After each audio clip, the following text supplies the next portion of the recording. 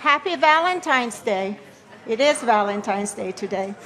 So, nothing today is local. Everything is global. But have you asked yourself if your employees know how to work from a global mindset?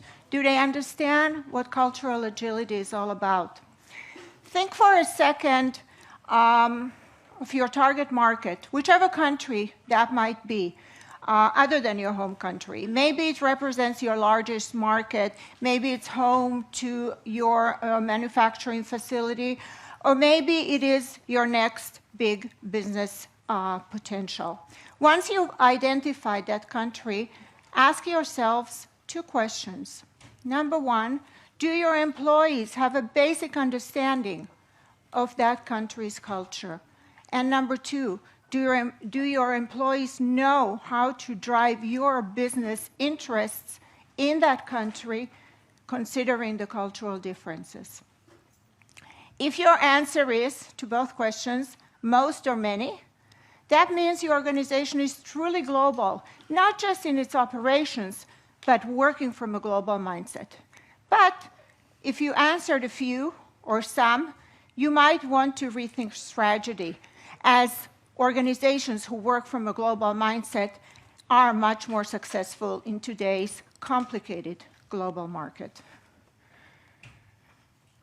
And when we think of culture in a work context, we think of the way we do things, right? By default, how do we behave? How do we communicate? How do we make decisions? How do we solve problems? How do we negotiate? All of those are things that we do by default, and we don't really think about them. But we expect that the way we do things here is also the way people do things in other places. What is normal and acceptable to us, we expect it to be normal and acceptable in other cultures as well. But when we work with people from other cultures, we need to be mindful of the fact that what we think is acceptable behavior, the way we do things, might be very different. So basically what we do is we look at the world, all of us, through our glasses. We don't really think about them, we wear them all the time.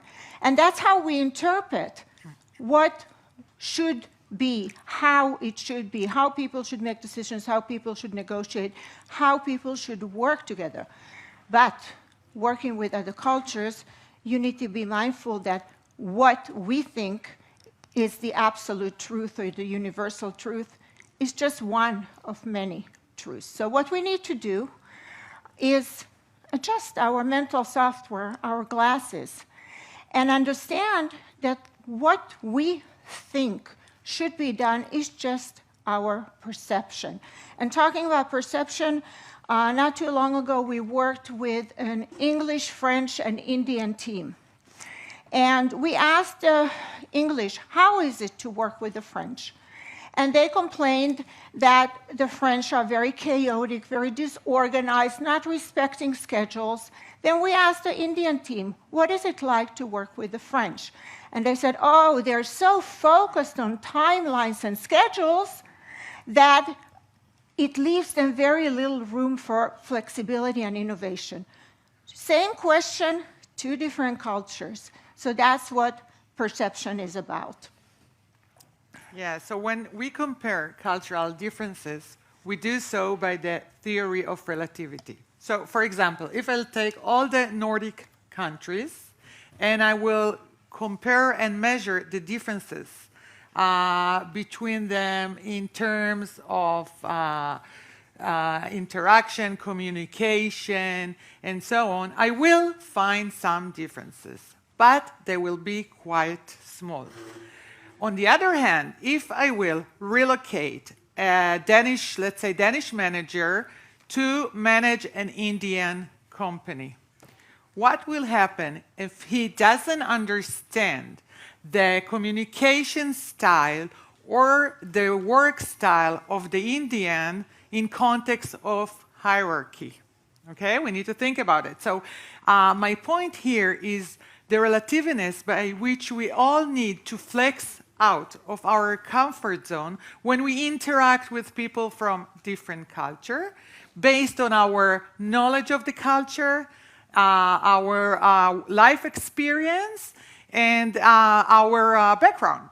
So maybe in other words, I would say we all need to develop cultural agility. So we want to introduce you now to 5 common cross-cultural mistakes that many business feel every day they work with.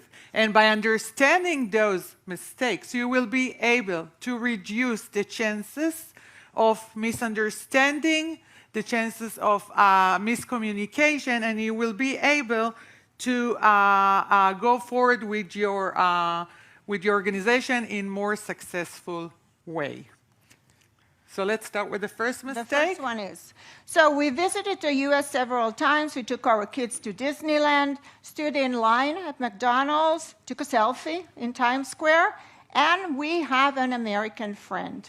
What are we talking about here? What we're talking about here is what we call the danger of cultures of similarity. And it happens when we believe that we are in our comfort zone and that we understand how that specific culture operates. And then we don't pay attention to the differences. And I want to take Israel and America as an example.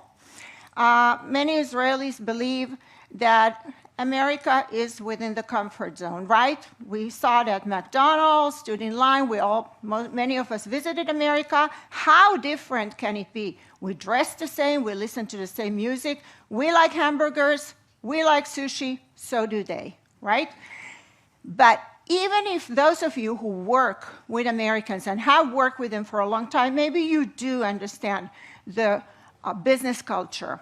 But saying that you have a 90% understanding, there might be that 10% that you don't pay attention to, and that 10% always pops up at the most inopportune moments, causing you maybe to lose your business deals, not knowing how to pitch your new technology effectively, not understanding the American marketing approach or the American customer's mindset.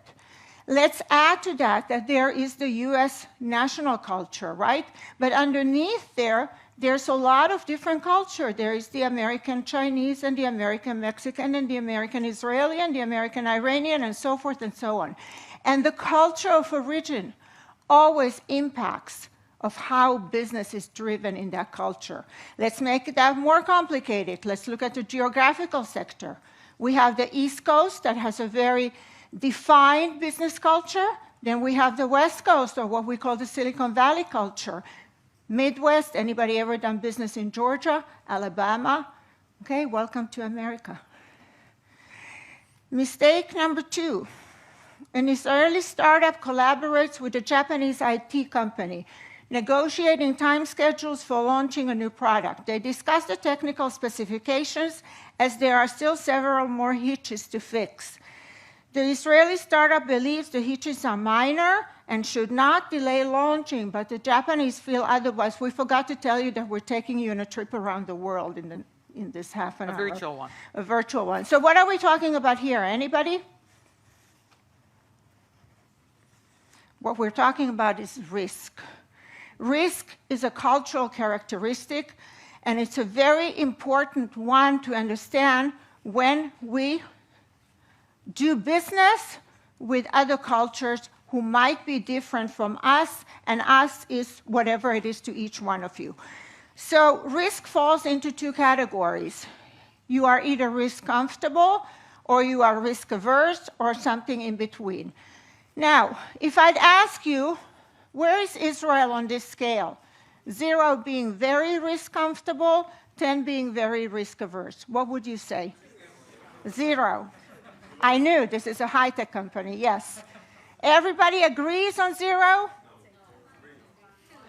2, So we're 3. between 0 to 3. Okay. So whoever got 1 right, yes, many people say -1 also. We probably are, in Israel, we probably are the most risk-comfortable culture in the world. And without going into comprehensive history, one of the reasons is that we are used to working under very ambivalent conditions. We are used to danger. We are used to uncertain times. All of this builds a mindset of being able to take risks. And when we understand that we can take risks, we see the unknown as an opportunity and not as a threat. We also know how to make decisions with very limited information, right?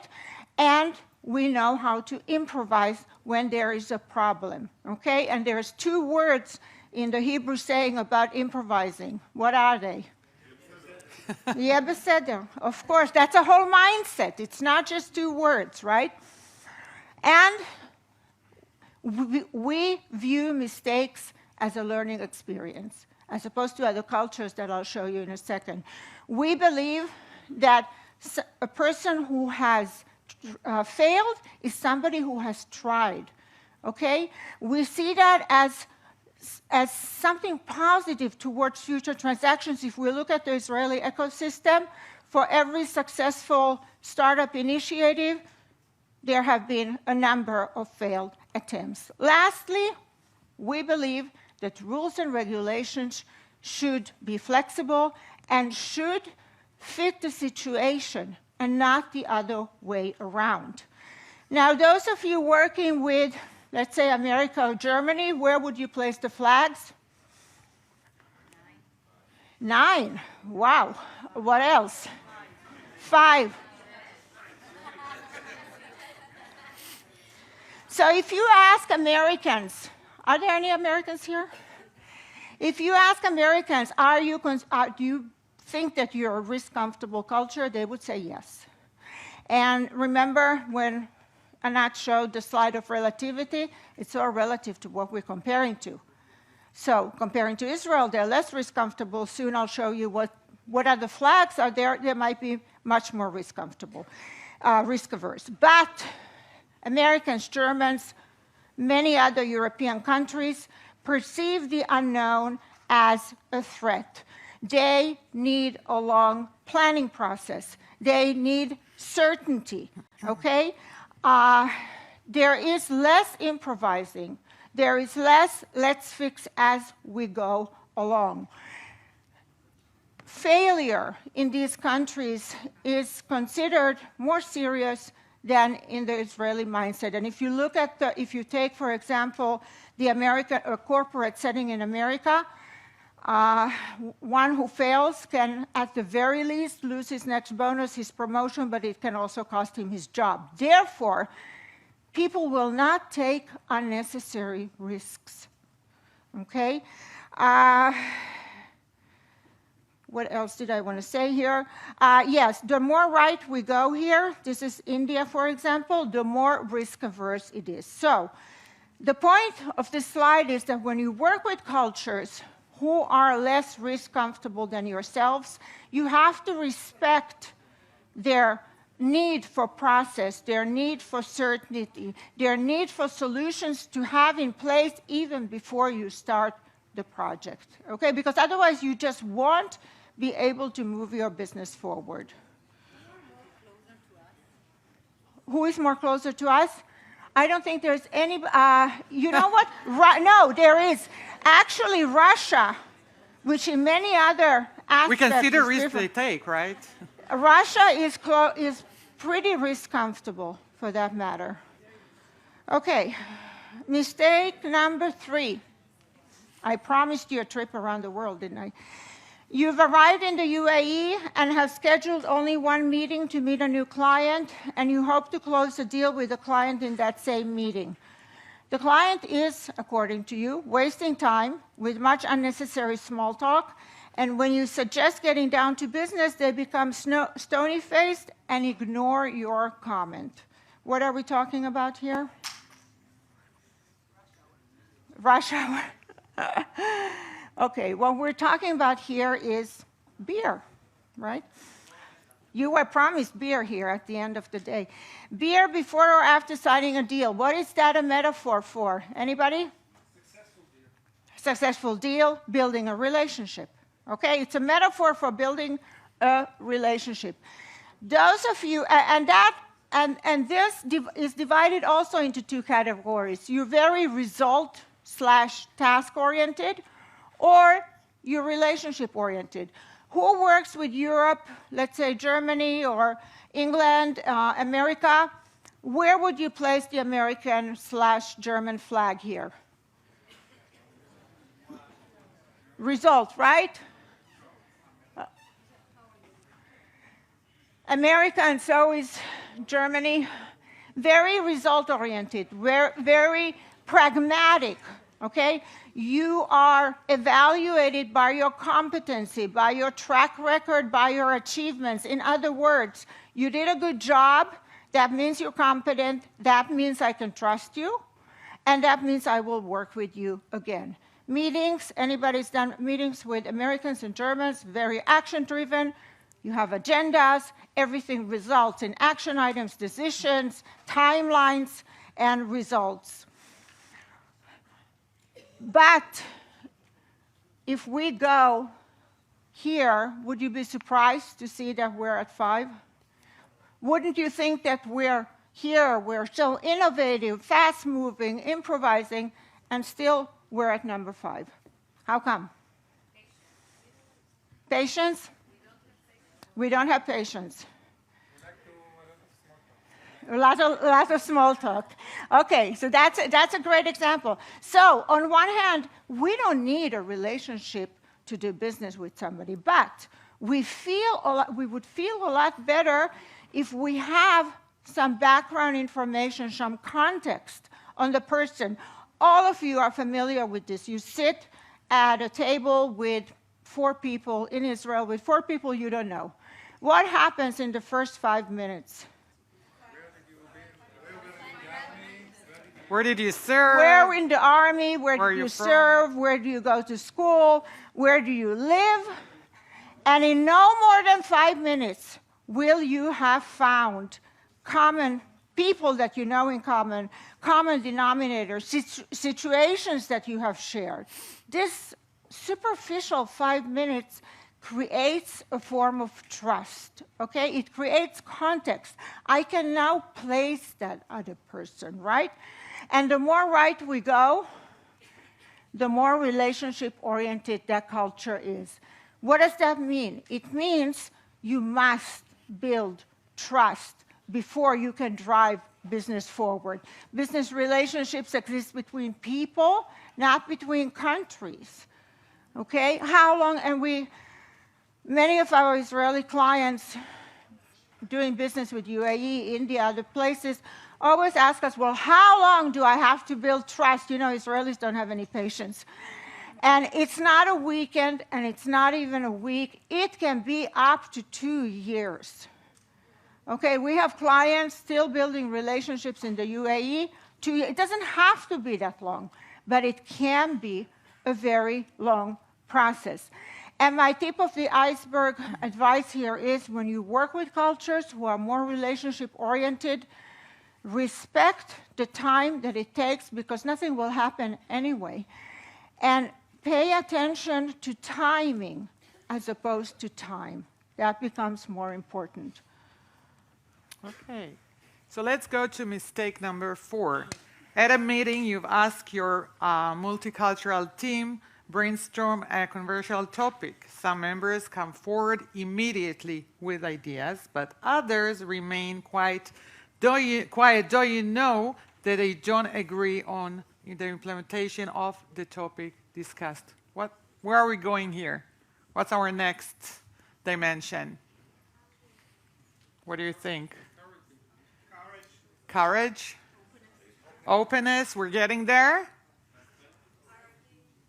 Hierarchy, you said? It's part of it, exactly. So what we're talking about now is my favorite topic, communication, okay? People are wired to communicate with each other. How we communicate is deeply rooted in our culture, okay? When we interact and communicate with people from different culture, we need to pay extra attention that our message is delivered clearly and understood the way we intended, as our natural perception is, I say it, you hear it, and understand it, right? So let's talk for a minute about language. Imagine a room with Chinese, Israeli, Danish, American, German, and Jordanian business persons sitting around the table. They all communicated English. But is it the same English? Probably not, right? English, we all speak English. This is the global business language today. But do we really understand each other? Not for sure, because the language and the culture has different meaning for different words, okay? I want to give you an example that, let me ask you a question before that. The phrase, as soon as possible, what does that mean to you, for you? What does it mean as soon as possible? Now? Yesterday? Anymore? Immediately? So, exactly, it depends. So, in a result-oriented culture, it means now. To some other culture, it can mean as soon as I finish my other assignment, or maybe even tomorrow, as they say, mañana. Okay? I want to tell you about an experience that I had last week. I met, whoops, is it me? No? Nope. Okay. Usually it's me. I met my South African neighbor, and we talked, and we gossiped a bit, you know, blah, blah. And then she told me, you know what? We should do tea just now. And I said, oh, my God, I'm so sorry. I'm really sorry, but I have a meeting. I can't do it. Do you know what she meant when she said just now? Any South African in the audience? As soon as possible. We're getting there. Sometime soon. I was sure she said she meant now. So if I'll take this phrase and translate it from South African English to an American English, what she meant is, let's do lunch sometimes. Are you familiar with let's do lunch? Typical American when they say, take your time. Okay? That was a misunderstanding, a language misunderstanding for me, because I was sure she meant now, and I apologize. And she made fun of me, but that's a different story. The point here is that even two cultures who speaks English as native language can still say, you know, words and phrases and have different meaning to it. And we need to pay attention to it when we communicate with other people from different culture, even if our English sounds perfect or there. South African, American, best English ever, different meaning, okay? So, oops, oh, I did it. Never mind. You know it, but I have more questions. So I'm going to talk about communication. So in communication, we have two main styles, direct and indirect communication. My next question was, where would you place the Israeli flag? And I just, oh my God, you're a genius, guys. But I'll take it one step forward. Where would you place the American flag? 10, 9. We have a winner? 7. And I'll ask you about any German in the audience? 9? No German? Where would you place the German flag? 9? Sprechen Deutsch? 9? Gamanilo. Okay. A bisschen? 5. I want to show you. Israel, wow, surprise. How did you know number 1? Number 2. And number 2. So, I'll explain it to you. Remember relativeness? We talked about it before. So, American, Israelis, German, and Dutch, all what we call direct communicators. Direct communication means that when you say what you mean, okay? I mean, whatever you say is that exactly what you mean. So if I say yes, it's yes. If I say no, it's no. And if I say maybe, there is a possibility. Working with Americans, a lot of times they don't say no. They will say a lot of first words that may sound like yes or maybe, but they actually mean totally no. So You're right, and yet, comparing it to when we'll get to the other side of the moon, you will see the differences. But you're right, they do. first of all, it depends on the relationship, how close you are. As one who lived 15 years in the US, you know, they know to say no. It depends how. But they won't say it as the Indian, someone just said. But we'll talk about it in a second. So direct communicators, they say yes, they say no, they say maybe, and there is no, we don't wonder what they meant, right? We know exactly the meaning of what they say. But even if the family of direct communicators, we have some differences. Okay, so, you know, like let's take because most of the audience is Israeli, let's take the Israeli communication style, okay? Many times people think that the Israelis are too direct, rude. No, we are not rude. We're too direct, we are very blunt. Sometimes people perceive us as assertive, and may I say also aggressive, okay? Have you ever hear or listened to a conversation, well, I'm not talking about the Israeli because you are, but to our audience, between two Israelis, they can scream at each other, they can shout 1 minute, and then a few minutes later, they go talk, you know, to talk normally, and even go out to lunch together. For someone from a different culture who doesn't understand Hebrew, that may come across as argument. But it's not. It's just a matter of speech, the way we in Israel speak very loudly. Okay? So also the German. The German are very direct communicator. They rarely will, when they give feedback, they rarely would sugarcoat the feedback. And for 5 minutes? Oh my God. So very direct. Very direct. Okay, I'll yeah, okay. So the German are also very direct communicators, okay? So as you saw, we say yes, direction is valued, and it's not taken personally. Nobody get hurt because my manager or my colleague told me something that maybe is too direct. We don't read between the lines, and whatever I told you, it's all about direct communicators. But let's look on the other side. Where would you place the Chinese flag? 9? 10, 9? 8? So somewhere between 8 to 10. And what about the Indian flag or the 10? Okay, you're pretty close. So China is 8. Remember, it's all relative. And the UAE and India are 9. All of those cultures are what we call indirect communicators. They communicate in an indirect way, circular, okay? You won't hear, I'll try to run here, you won't hear a no, okay? This is very confusing for people who comes from direct communication to talk to people from indirect because they sometimes confused. It's not clear enough for them, the message, okay? So yes can mean yes, can mean maybe, and most of the time it actually means no. Be aware of it, okay? They don't have no in their communication style because it's perceived as impolite, aggressive. They don't do it. They avoid it. Do you work with Indian or Chinese? Did you ever hear no? No. You see, you told me no, but I wouldn't say that. Okay, so how would we know? How will we know if it's a yes or a no?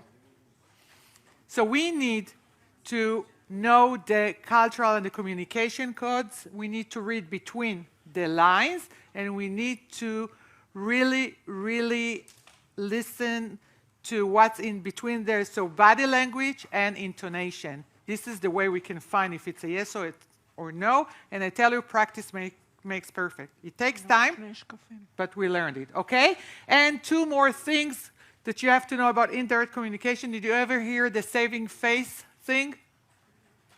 Saving face, it means you don't insult other people. And that's why you don't hear no in their communication style. They don't say it because they don't want to insult you. They'll find another way, a circular way, to deliver their message, okay? Because if you say something that insults someone else in front of his face, you lost his face. In Hebrew it says, "Le'albin panav barabim," okay? We don't want to do that. And they're always polite, and they really, really care about harmony. They will keep harmony, they will avoid argument and raising their voice. Just keep the harmony. This is very important to them. So, I need to go to the next slide, if I would. Okay, can someone do that? I want to go to mistake number 5. Okay, here we go. So, Raj, we know Raj from India, is part of a virtual team consisting of team members located in the US, Sweden, and Ukraine. He just found out that he was not updated on the changes in the project. So what's our last mistake? What's the topic here?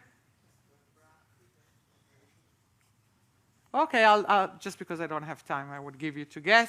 We're going to talk about trust. We're going to talk about trust in the virtual environment, okay?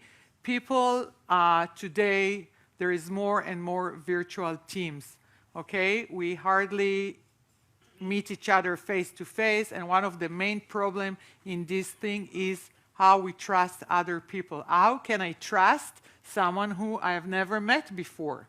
Okay, we just talk about small talk, we learn to know each other.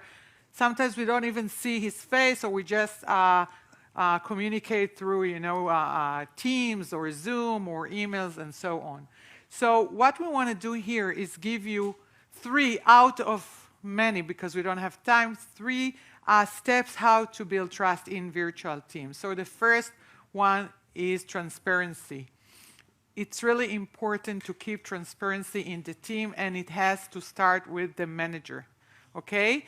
The reason Raj was out of the loop, felt out of the loop, is nobody told him what's going on. It wasn't part of the information process. The second thing that you need to remember is psychological safety. Did you ever hear that? Okay, so you need to make sure that the team members feel free to voice their opinion and not afraid that their colleagues or their manager will criticize them or belittle their views, okay? Very, very important. And the last thing that needs to be in your mind when you work virtually is talking about conflicts. Conflicts happen all the time, every day, in every setting, virtually and when we work side by side. But when we work virtually, we have more chances of conflicts because we come from different culture, because we don't know each other enough, we don't trust each other. So the manager needs to make sure he deals with the conflict as soon as possible, because conflict has the tendency to escalate. So you need to deal with it, you need to talk about it, and usually the conflicts in virtual team, usually they focus around communication style, time zone. If you work with different people in the world, why do I have to be awake at 10 p.m.? Why do I have to be awake at 6 a.m.? And the communication style. So all of those are steps for you to create trust in your virtual team. We don't have enough time, so... We're going to summarize this. Yeah, okay.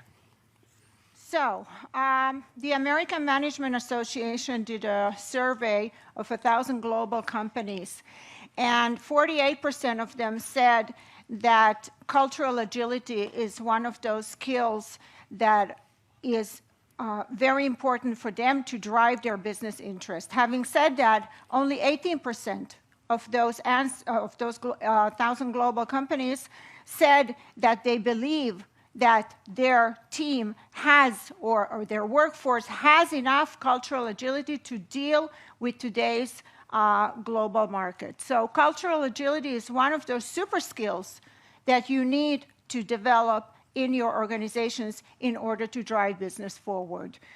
We talked about virtual teams. Important to build an inclusive and trust-based team, especially when you have a diverse and multicultural workforce. When you understand the cultural differences and know how to work around them, you will shorten your time to market and achieve your goals in an effective manner. And when you understand how different cultures view building relationships, then you will also know how to move forward with that. All of those together with a strong organizational strategy, will give you the results that you need. And I'd like to end by what we at Trainingcq actually call our mantra. It's not companies that go global, it's the people that go global. Thank you. Thank you.